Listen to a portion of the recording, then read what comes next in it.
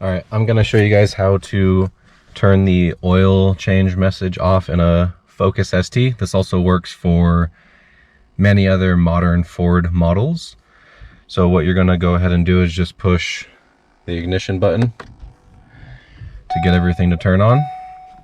Wait till the press clutch to start clears, and then we get oil change required. So I'm going to push OK. Then from here, what you're going to want to do is you're going to want to push on the gas pedal all the way down and the brake pedal really hard at the same time.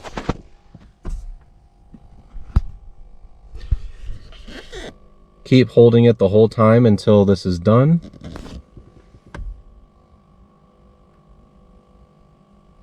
Should take about 10 seconds.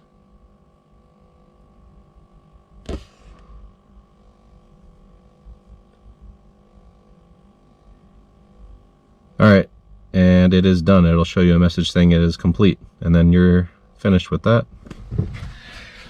Let off the pedals, so everything is good now. And that is how you reset the oil monitor alert. Thanks for watching. Catch you guys in the next one.